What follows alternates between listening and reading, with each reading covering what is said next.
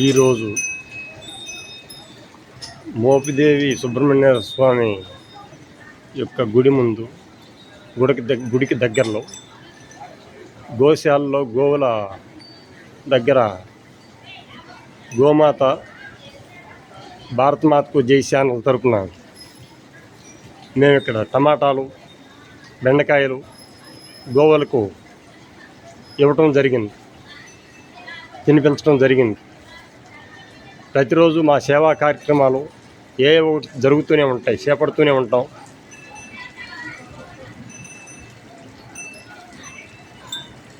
ఈ వీడియో మీకు నచ్చినట్లయితే సబ్స్క్రైబ్ చేయవలసిందిగా రిక్వెస్ట్ చేస్తున్నాం.